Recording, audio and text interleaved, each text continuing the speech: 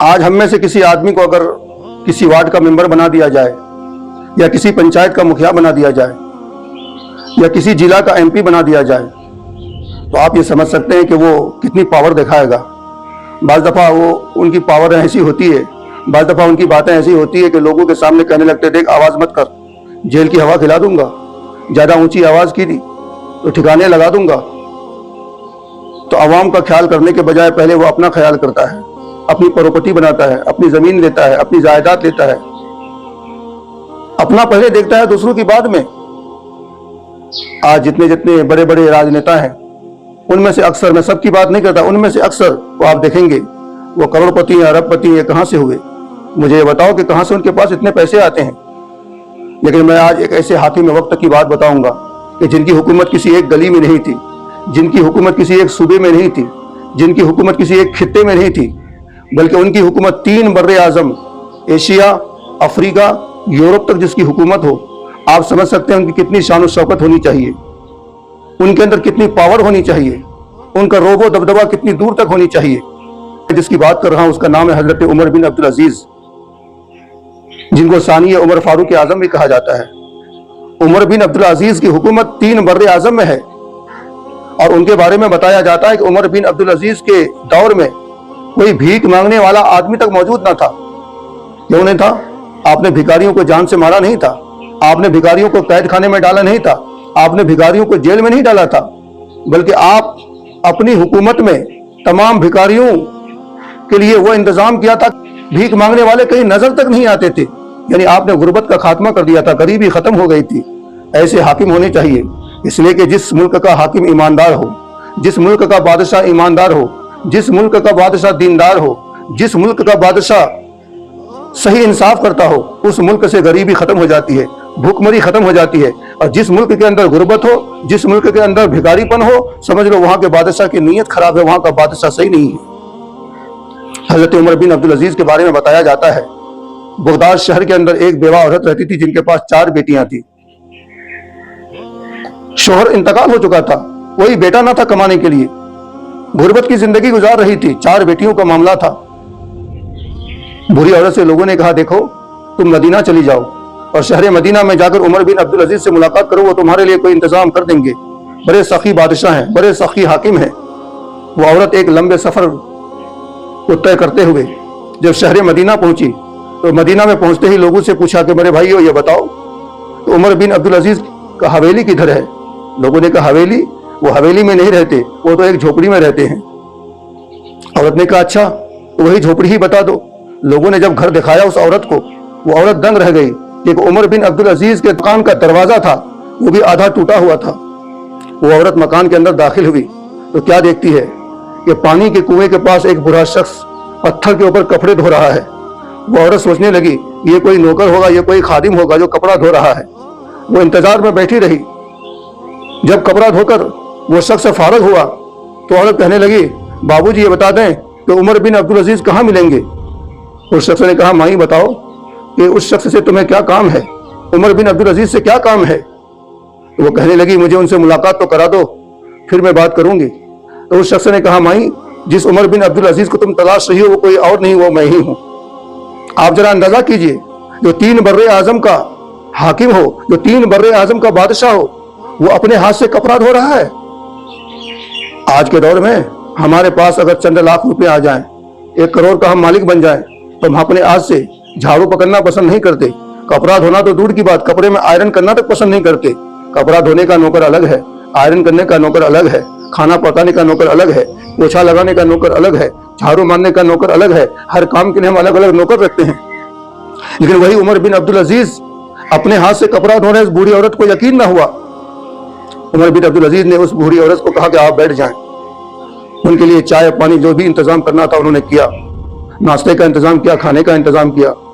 उमर बिन अब्दुल अजीज ने फरमाया, माई बताओ इतनी दूर से सफर करके आओ, क्या बात है? वो औरत कहने लगी, जनाबे वाला मेरे पास 4 बेटियां हैं, कमाने के लिए मेरे पास शोहर भी नहीं, बेटा भी नहीं, अल्लाह ने बेटा तो दिया ही नहीं, शोहर का इंतकाल हो चुका है।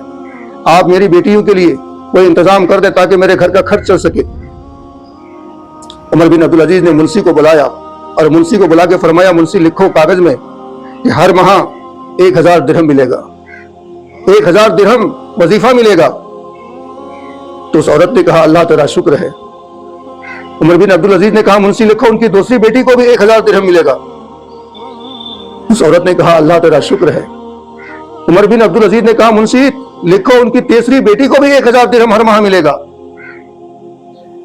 उस औरत ने कहा अल्लाह तेरा शुक्र है। आपने फरमाया कि चौथी का भी लिखो कि इन्हें भी 1000 दिरहम मिलेगा। तो ये औरत वजद में आ गई, जलाल में आ गई, कहने लगी उमर बिन अब्दुल अजीज आपका भला हो, ये आपकी मेहरबानी है कि आपने मेरे चारों बेटियों का इंतजाम किया। उमर बिन अब्दुल अजीज ने मुंशी से फरमाया कि चौथी बेटी को नहीं मिलेगा, नाम काट दो, नाम काट दो, चौथी बेटी को नहीं मिलेगा। अल्लाह अकबर, ये सुनना था। बूढ़ी औरत कदमों में गिरी, अर्ज करने लगी हुजूर कौन सी गुस्ताखी हो गई, मैंने कौन सी खता कर ली। उमर बिन अब्दुल अजीज ने फरमाया कि देखो बात दरअसल ये है कि मैंने पहली दूसरी तीसरी बेटी के नाम पे 1000 दिरहम मैंने मुकर्रर किया, 1000 दिरहम मैंने मुकर्रर किया, तो तुमने अल्लाह का शुक्र अदा किया। जब चौथी बेटी का मुकर्रर किया तो तुम मेरा शुक्रिया अदा कर रही हो। ये औरत माफी मांगने लगी, लेकिन उमर बिन अब्दुल अजीज नहीं माने। मेरे दोस्तों, आज का अगर कोई नेता, आज का कोई अगर वार्ड मेंबर, आज का कोई मुखिया या सरपंच या MP MLA अगर गरीबों को कोई कपड़ा तकसीम करता है, वो फोटो खिंचवाकर वीडियो बनाकर मोबाइल में अपलोड करता है, सारी दुनिया वाले को दिखाता है कि देखो मैंने सल कपड़े तकसीम किया, देखो मैंने चावल तकसीम किया, देखो मैंने दाल तकसीम किया, मैंने गरीबों की मदद की। लेकिन उमर बिन अब्दुल अजीज जिसने हुकूमत की थी ये 3 बर्रे आजम में, वो कभी अपनी तारीफ नहीं चाहते थे, बल्कि हमेशा वो अपने रब की, अपने अल्लाह की तारीफ करवाना चाहते थे। जो अपनी तारीफ पसंद ना करता हो उन्हीं की हुकूमत दूर दूर तक होती है। उमर बिन अब्दुल अजीज के बारे में एक वाकया और मशहूर है कि उमर बिन अब्दुल अजीज ने एक मरतबा अपनी बेटी को बुलाया, तलब किया कि बेटी इधर आओ। बेटी आने में ताखीर कर दी, बेटी नहीं आ रही है। आप जलाल में आ गए, अपनी मोहतरमा से कहा, अपनी बीवी से कहा कि अब बेटी भी बात नहीं मान रही, मैंने उन्हें 3 बार बुलाया लेकिन वो आ नहीं रही है। तो आपकी जो अहलिया थी रोने लगी, कहने लगी मेरे शरीक हयात, मेरे शोहर, आपकी बेटी ने कपड़ा धोकर के सूखने के लिए दिया है, उसके पास कोई दूसरा कपड़ा नहीं जो पहन के आपके पास आए, इसलिए वो नहीं आ रही है। अल्लाह अकबर, उमर बिन अब्दुल अजीज दंग रह गए। आप ये अंदाजा कर सकते हैं कि जो 3 बर्रे आजम का बादशाह हो, हाकिम वक्त हो, उनकी बेटी के पास पहनने के लिए एक कपड़ा के अलावा दूसरा कपड़ा मौजूद नहीं है। क्यों नहीं है? वो इसलिए नहीं है कि आप बैतुल माल के मालिक जरूर थे, खजाने की चाबियां आपके पास जरूर थी, लेकिन उन खजानों से 1 दिरहम भी आप खर्च नहीं करते थे, बल्कि आपकी जो तनख्वाह मुकर्रर थी, आपका जो वजीफा मुकर्रर था, उसी से आप पूरे घर का खर्चा आप चलाते थे। हुकूमत का 1 दिरहम भी आप अपने काम में नहीं लाते थे। उसी तरह तीसरा वाकया मशहूर है कि ईद के मौके पर उमर बिन अब्दुल अजीज के बच्चों ने अपने वालिद से कपड़ा तलब किया, तो वालिद मोहतरम ने कहा जो पुराने कपड़े हैं उसी को पहन लो, जो पुराने कपड़े हैं उसी को धो धा के अच्छा करके साफ सफाई करके पहन लो, ये कोई जरूरी नहीं कि ईद में नया कपड़ा ही पहना जाए। लेकिन बच्चे बच्चे होते हैं, माँ के पास पहुंचे, माँ से कहने लगा मेरी माँ, मेरे वालिद को आप कहें कि हमें नया कपड़ा खरीद दें। माँ जब आई अपने शोहर के पास, कहने लगी कि बच्चे ईद के कपड़े मांग रहे हैं, आप नए कपड़े दे दें। तो उमर बिन अब्दुल अजीज ने कहा कपड़े के लिए हमारे पास रकम नहीं है। तो आपने फरमाया मैं तुम्हें कहां से दूंगा। तो आपके दरबार में जो मुंशी था, मुंशी कहने लगा हजरत बादशाह सलामत, अमीरुल मोमिनीन, आप बैतुल माल से कर्ज ले लें, इसको आप बाद में अदा कर देंगे। आपने मुंशी से फरमाया मुंशी तुम ये कागज में लिख सकते हो, ये गारंटी दे सकते हो कि जो मैं कर्ज ले रहा हूं उसको मैं बाद में अदा करने तक जिंदा रहूंगा। अगर तू मेरी जिंदगी की गारंटी लेता है तो मैं कर्ज ले लेता हूं। उनके कहने का मकसद ये था कि आज मैं कर्ज तो ले लूंगा, लेकिन मैं कल जिंदा रहूंगा भी, इसकी क्या गारंटी है? कल मैं हयात से रहूंगा, इसकी क्या गारंटी है? आज तो लोग एक दूसरे का पैसा खा के बैठे हुए हैं, देने तक का नाम भी नहीं लेते, देने का नाम नहीं लेते। वो ये नहीं समझते कि कर्ज की कितनी वबा होती है, कर्ज की कितनी मुसीबतें होती है।